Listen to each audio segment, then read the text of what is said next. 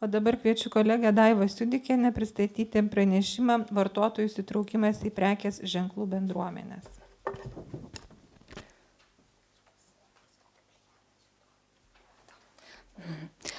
Labadiena dar kartą. Tai aš pratęsiu vartotojiškumo temą dėja, labai aktualią šiandien ir kuomet diskutuojame apie efektyvę organizacijų rinkodarą, tai šiandien prekių ženklų bendruomenės yra vienas svarbiausių punktų. Atsiprašau.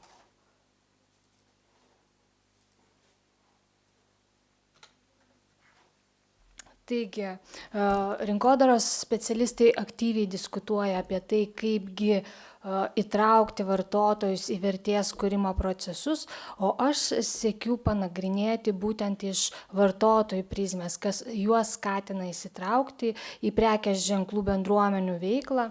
Ir norėčiau pristatyti savo atliekamą tyrimą, dar tik tai pilotinį tyrimą atlikau, tačiau norėčiau pasidalinti kai kuriais pastebėjimais ir galbūt sulaukti taip pat jūsų įžvalgų. Taigi, dėl kogi tos prekės ženklų bendruomenės šiandien tampa tokios svarbios ir reikšmingos. Na, tai pirmiausia, žinoma, vykstantis radikalūs rinkos pokyčiai, aštrėjanti konkurencinė kova, technologijų raida, iš esmės skatina organizacijas persiorientuoti nuo tradicinės rinkodaros, masinės rinkodaros veiksmų į suasmenintų, grįstų tarpusavio ryšiai, santykių su vartotojais kūrimą.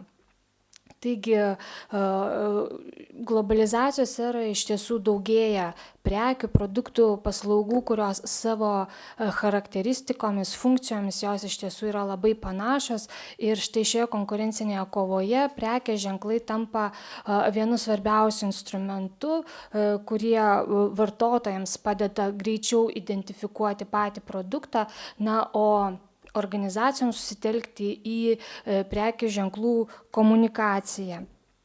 Taigi, socialinių medijų įsigalėjimas jis ne tik keičia medijų kraštovaizdį, bet ir daugelį nusistovėjusių tradicinių struktūrų. Jeigu tradiciškai buvo ganėtinai aiškiai nusistovėję vaidmenys, kad gamintojas gamina, vartotojas vartoja, tai šiandien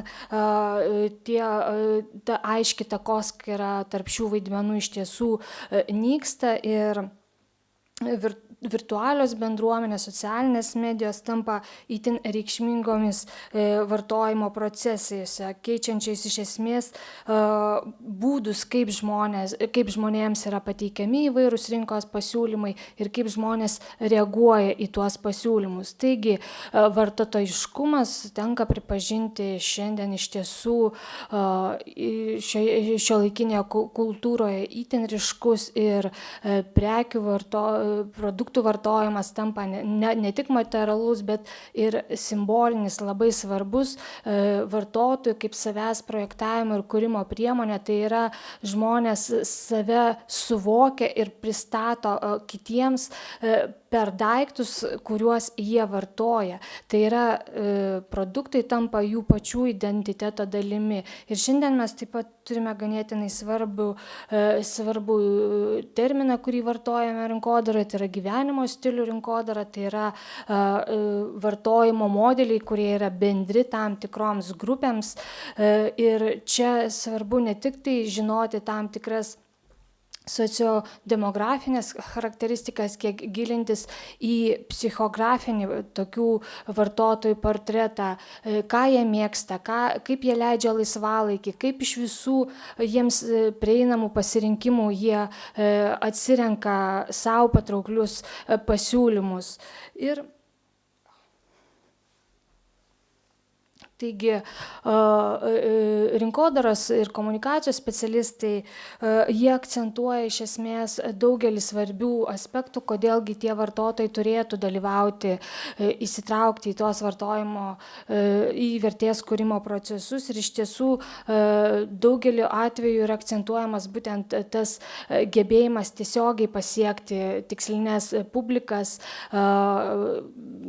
skatinti vartojimą, pateikti jiems asmeninius patrauklius pasiūlymus, tačiau lygiai taip pat tie ryšiai tiesioginiai su vartotojais iš tiesų yra labai svarbus dar ir tuo aspektu, jog jie leidžia gerai pažinti savo tikslinės grupės, įsiklausyti į tai, ką jie kalba, ar ne, apie organizaciją, kokius atsiliepimus pateikia apie organizacijų kūrimus produktus. Ir iš tiesų labai svarbus yra būtent tas aspektas, tai yra dalymasis nuomonėmis, vartojimo patirtimi, įžvalgomis, kaip būtų galima patobulinti tam tikrus produktus.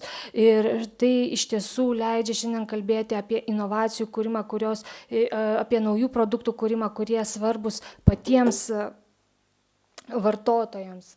Ir štai mano tyrimo problema, kaip ir minėjau, pažvelgti per vartotojų prizmę, kasgi skatina juos įsitraukti į prekės ženklų bendruomenių veiklą, nes netgi ir lojalūs vartotojai dar savaime nereiškia, kad jie jau yra prekės ženklų bendruomenių dalimi. Ir tokiu būdu suformulavau tokius uždavinius. Iš tiesų labai svarbu yra toks ambicingas tikslas ištirti, kaipgi įsitraukia, kaipgi išmatuoti, ganėtinai rasti tuos konkrečius matavimo vienetus yra ganėtinai sudėtinga. Ir aš išskaidžiau tokius uždavinius. Tai pirmiausiai nustatyti, kokie motyvai paskatina vartotojus jungtis prie bendruomenių veiklos, kaipgi vystomas bendruomenės narių bendrumas, tarpusavio ryšiai ir bet kokios bendruomenės esmė tai ilgalaikis jos funkcionavimas, jos veikla, kad ji būtų iš tiesų ir prasminga pirmiausia patiems vartotojams. Tai vienas iš uždavinių ir buvo sukonstruotas būtent dėl to, kad svarbu išsiaiškinti, kokie elementai užtikrina ilgalaikį prekės ženklų bendruomenių gyvavimą. Ir būtent rinkodaros specialistams, štai komunikacijos specialistams labai svarbus aspektas, tai yra kokiomis formomis vartotojai dalyvauja ir prisideda prie prekės ženklų vertės kūrimo proceso. Ir iš esmės labai svarbios sąvokos, tai yra prekės ženklas, tai, kuris iš esmės reiškia tai bet kokį žymenį, kurio paskirtis atskirti vieno asmens prekes ar paslaugas nuo kito asmens prekių ir paslaugų. Ir čia mes iš tiesų suprantame, jog bet kokį prekės ženklą sudaro tiek apčiuopiami, tiek neapčiuopiami aspektai. Ir vartotojiškumo aspektu ypač tie neapčiuopiami dalykai yra labai svarbus, būtent tos teigiamos asociacijos su prekės ženklų, vertybės, teigiamas požiūris. Tai štai tie aspektai yra labai svarbus, kuomet mes kalbame apie vartotojų lojalumo kūrimą. Ir vartotojų lojalumą mes galime apibrėžti kaip stiprų teigiamą požiūrį į prekės ženklą ir būtent kartotinį pirkimą. Ir prekės ženklų bendruomenės, kaipgi jos yra apibrėžiamos, tai pirmiausiai prekės ženklo gerbėjų grupės susidarančios ne geografinio socialinių ryšių pagrindų, kurias vienyje žavėjimasis tam tikrų produktų ar paslauga. Ir kuomet mes kalbame apie tokias šiuolaikinės bendruomenės, mes savaime aišku siekiame jas lyginti su tradicinėmis bendruomenėmis, kuo jos skiriasi nuo tokių tradicinių bendruomenių. Ir jeigu tradicinės bendruomenės iš esmės formuodavosi dažniausiai kaip geografinių principų, tai šis principas, kalbant apie prekės ženklų bendruomenės, tampa nebeaktualus. Iš tiesų vartotojus, lojalius vartotojus sutelkia dėmesys tam tikrai prekiai ir paslaugai. Ir kaip matote, tų tokių svarbių aspektų, kurie nusako prekės ženklo bendruomenė, yra iš tiesų daug. Kasgi bendra tarp prekės ženklo bendruomenės ir tos tradicinės bendruomenės, tai būtent tas emocinių ryšių plėtojimas, bendra pasaulėvoka, bendri ritualai, tradicijos, naujų narių asimiliacija. Ir štai kalbant jau apie problemos ištirtumą, tai reikėtų iš tiesų vieni pirmųjų atliko štai autorių kolektyvas tokį tyrimą siekdami išsiaiškinti, kaipgi tos virtualios bendruomenės formuojasi, kodėlgi, kokių motyvų vedami vartotojai prisijungia prie tų virtualiųjų bendruomenių. Ir štai jie išskyrė tokius 5 esminius punktus, kasgi paskatina. Tai pirmiausia, be abejo, ta gaunama nauda, saviraiška, tarpasmeniai ryšiai, pramoga. Na ir be abejo, priklausymas tam tikrai grupiai didina pačių vartotojų savęs kaip socialiai reikšmingų vienetų suvokimą. Na ir dar vienas tyrimas buvo atliktas Dolake ir Vianello, siekia vėlgi apibendrinti prekės ženklų bendruomenių tipus ir iš tiesų jie pastebėjo, kad tas skirstymas į virtualias ir realias bendruomenės tampa vis labiau sąlyginis, nes iš tiesų, kad ir kiek intensyvi veikla būtų plėtojama virtualioje erdvėje, vis dėlto ta veikla turi tęstinumą ir realioje aplinkoje. Ir iš tiesų jų nuomonė tikslinga būtų skirstyti į bendruomenės, į organizacijų suburtas bendruomenės ir pačių vartotojų būriamas bendruomenės. Ir pasak jų, iš tiesų organizacija tai daro vedama itin griežtai merkantilių tikslų, jie nori reklamuoti, sudominti savo naujais produktais, paskatinti tuos vartojimo procesus, pati veikla yra ganėtinai ribota, bet kokie negatyvūs atsiliepimai apie produktus jie yra slopinami, tuo tarpu pačių vartotojų suburtoje bendruomenėje tiek veiklos spektras yra kur kas platesnis, tiek tų prekės ženklų entuziastų yra kur kas didesnis skaičius. Ir tie prekės ženklų entuziastai dar ir vadinami evangelistais. Tai yra tie žmonės, kurie ne tik tai žavisi tam tikrais prekės ženklais, bet ir atstovauja tuos prekės ženklus, itin aktyviai skleidžia žinią apie tuos prekės ženklus visuomenėje. Na ir ieškodama teorinio pagrindo tinkamo būtent šios problemos ištirtumui, aš pasirinkau simbolinės konvergencijos teoriją. Konvergencija tai reiškia suartėjimą, susiliejimą ir autorius Ernestas Bormanas, remdamasis naratyvo paradigmą, iš tiesų suformulavo šią teoriją, teigdamas, jog būtent grupės formuojasi komunikacijos proceso metu ir būtent bendri pasakojimai ir ritualai padeda sukurti bendrą simbolinę realybę bei grupės narių pasaulėvoką. Ir štai aš išskyriau tas esminius punktus, kurie yra svarbus kalbant, pristatant šią teoriją, tai yra fantazijos temos, fantazijos grandinė, simbolinė konvergencija ir retorinė vizija. Nors skamba ganėtinai keistai, tačiau fantazijomis yra vadinamos, fantazijomis autorius įvardyja bet kokios realių įvykių interpretacijas, papasakotus pasakojimus, kuriais dalyjasi tam tikros bendruomenės nariai. Taigi, autorius teigia, jog kaipgi yra sudominami tam tikromis temomis kiti bendruomenės nariai. Be abejo, neišvengiamai tenka tuos pranešimus dramatizuoti, pasitelkti tam tikras lingvistinės priemonės, juokeliai, analogijos, hiperbolizavimas ir vieni įvykiai sulaukia tam tikro dėmesio, o kiti ne. Ir štai būtent tų įvykių, tos temos, kurios yra svarbios, kurios suvienyje, susieja visus grupės narius, juos solidarizuoja, tuomet ir ima formuotis tam tikra bendruomenė, kuriai taip pat labai svarbu būtent ta retorinė vizija. Tai yra ne tik tai kaip žmonės, bendruomenės nariai interpretuoja realybę, kokią simbolinę tikrovę jie kuria, bet ir taip pat jų projekcijos, ateities projekcijos, kaip jie save mato kaip grupę ateityje.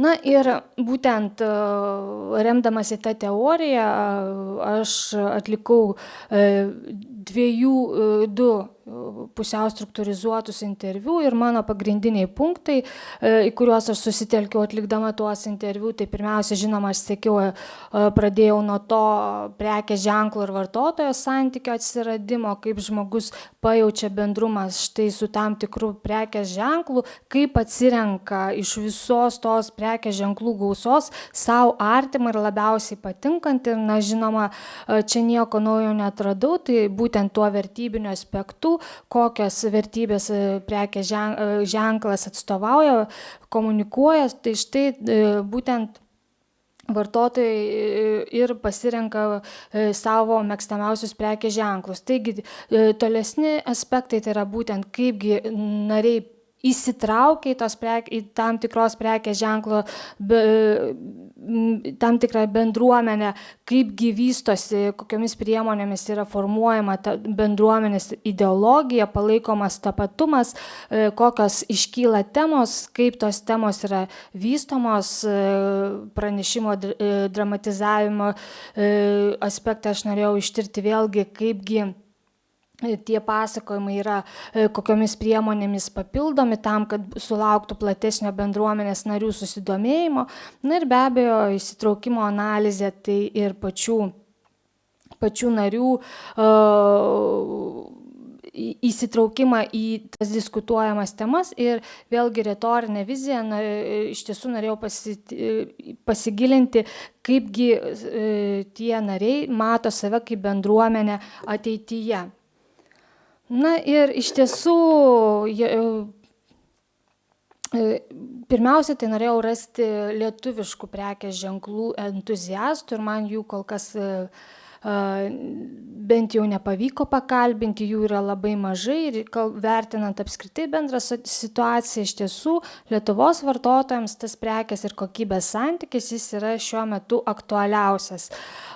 Prekės ženklo kaip gyvenimo stiliaus dalimi iš tiesų sau gali leisti kur kas aukštesnių pajamų žmonės, aukštesnio išsilavinimo žmonės. Na ir jeigu vis dėlto vertinant, kiek apklausiau žmonių, kaipgi susiskirsto, kokius jie turi mėgstamų savo prekės ženklus, tai iš tiesų lietuviškų prekės ženklų srityje tai vyrauja būtent mados kūrėjai, muzikos festivaliai, kurie propaguoja lietuvišką muziką, lietuviškų senųjų amatų puoselėtojai, tai ypač alaus mėgėjai, vyndariai. Na, o užsienietiškų prekės ženklų bendruomenės tai yra žinoma daugiau renkasi kosmopolitai, kurie nori matyti save ne kaip Lietuvos, bet jau konkrečiai kaip pasaulio žmogų. Ir štai iš esmės jiems kaip kosmopolitams labai svarbu yra turėti naudotis tokiais pačiais prekės ženklais, kaip ir jų bendraamžiai užsienyje. Tai yra būtent pirmiausia informacinės technologijos, automobiliai, motociklai. Na ir štai būtent tokiu aspektu aš ir suskaidžiau tokias sąlyginės grupės. Žinoma, tų duomenų dar nepakanka daryti kokius tai apibendrinimus. Tiesiog aš nubraižiau tokią schemą, kaipgi žmogus iš tiesų prisijungia prie prekės ženklo bendruomenės. Tai be abejo, pirmiausia, tas darbas jis turi būti atliktas, prekės ženklo komunikacija turi būti pakankamai efektyvi, nukreipta į tam tikrus segmentus, perduodant žinią apie tam tikro prekės ženklo propaguojamas vertybės. Ir būtent tokie prekės ženklų gerbėjai, kurie ieško daugiau informacijos apie tai, kuri yra susijusi su prekės ženklų vartojimu. Na ir ieškodami paprastai tokiu keliu jie ir randa tuos naudingus kontaktus, tą reikalingą informaciją ir paprastai ją teikia tų bendruomenių lyderiai ir jų vaidmuo yra labai svarbus, nes būtent jie pirmiausiai pateikia tą patrauklę bendruomenės veiklos, patrauklų bendruomenės veiklos pristatymą, kuris būtent ir įtraukia tuos narius naujus į bendruomenę, pasiūlo tam, be abejo, yra ir tam tikri papildomi vertės pasiūlymai, tai yra įvairios nuolaidos, galimybės pasinaudoti specialiais pasiūlymais tik bendruomenės nariams ir vienas svarbiausių aspektų tai yra būtent ta unikali bendruomenės atmosfera, kurią kuria visi bendruomenės nariai. Ir būtent tas bendruomeniškumo vystymas, iš esmės žmonės ir akcentuoja būtent, kodėl jie nusprendė prisijungti prie tų prekės ženklų bendruomenių. Tai vienas iš tų aspektų ir būtent buvo, kad tai yra žmonės, kurie yra panašus į mane. Ir kaip ir minėjau, ir lietuviškom prekės ženklų bendruomenėm yra būdinga ta intensyvi komunikacija tik virtualioje erdvėje, kuri iš esmės persikelia ir į realybę. Todėl kalbėti, griežtai atskirti virtualias ir realias bendruomenės šiuo metu iš tiesų nėra tikslinga. Na ir kaip kiekviena bendruomenė, žinoma, mano tirtos bendruomenės nariai, jie taip pat turi patys susikūrę savo ritualus, jie toms kasmetinėms šventėms, tradicinėms varžyboms jie ruošiasi intensyviai, tarpusavė diskutuoja, tai yra jiems iš tiesų puikia proga pasirodyti, kaipgi jie patobulino savo automobilius. Kalbant apie tai, apie ką jie diskutuoja, iš tiesų jie turi bendrų temų, pagrindinės temos tai ir yra susijusios būtent su jų mėgstamų prekės ženklų, jų pasiūlymais, kaip būtų galima patobulinti tuos turimus šiuo atveju automobilius. Tie susitikimai tai yra puikios progos pademonstruoti, ką jie padarė, kaip jie patobulino ir iš tiesų jie turi ir savo specifinę kalbą, kurios, kaip jie teigia, kiti nesuprastų. Na ir kreipiasi jie į vienas kitas slapyvardžiais, kuriais jie pirmiausiai užsiregistruoja virtualioje bendruomenėje. Na ir kalbant apie bendrą ateities viziją, vis dėlto nors tokie pasvarstymai ir neturi realaus pagrindo, jie neišsivysto į konkrečią realią veiklą, kuri duotų rezultatų, tačiau žinoma, tokie pasvarstymai jie iš tiesų vyksta ir žmonės iš tiesų intensyviai diskutuoja apie tai, kaip jie save mato kaip bendruomenė ateityje. Na ir iš tiesų labai trumpai, ką norėčiau pasakyti, tai iš tiesų, kad vis dėlto tos bendruomenių augimas jis turi ribas. Vienas iš narių, dėl ko buvo labai puikus pavyzdys, jis jau kaip prekės ženklo bendruomenės atstovas, jau jo motyvacija ima silpti ir viena iš priežasčių buvo ta, kad tų narių pernelyg pasidarė daug. Tokiu būdu tos bendruomenės prestižiškumas, išskirtinumas ima menkti ir būtent tai taip pat labai įdomus aspektas, kurį pavyko pastebėti. Na ir be tos tiesioginės naudos, ką prekės ženklų bendruomenės nariai gauna, tai iš tiesų tai yra labai svarbus aspektas, tai yra tie socialiniai ryšiai, kurie formuojasi ir kurie turi tęstinumą realiame gyvenime. Tai kągi labai dėkoju ir tada baigiu. Ačiū už pranešimą, kviečiu vėlgi diskusijai. Prašau. Labadiena, atsiprašau, jeigu nepataikysiu tiksliai temą, aš iš teorinės pusės noriu tik tai pasiteirauti, ar į tą prekės ženklų, būtent ką jūs analizuojate, spektrą įeina, kaip čia pavadinti, tokios, negalima įvardyti prekės, tokie elementai kaip pavyzdžiui knygos. Šiandien dėja priskiriamos ir knygos, ir muzikos festivaliai, netgi priskiriami yra prekės ženklams. Tai yra priskiriama, ar ne, tie elementai, kurie gali suteikti kažkokią teigiamą, ne tik vartotojišką tą tokį praktinį gyvenimui aspektą, bet ir kažką daugiau moralinio. Taip, kaip minėjau, šiandien tos gyvenimo stilių grupės, jos yra susijusios labai svarbu kalbėti ir apie tą psichografinį jų portretą. Ir tai yra, ir jį atskleidžia ir būtent kokias knygas žmonės skaito, kokius koncertus lanko, netgi kokius filmus žiūri, kokiais herojais žavisi. Tai taip pat padeda atskleisti, kuo jie domisi ir kaip būtų galima juos pritraukti, iškomunikuoti jiems atitinkamai tam tikras vertybės svarbes, jiems patraukliu būdu. Ar turėsim dar klausimų? Ačiū.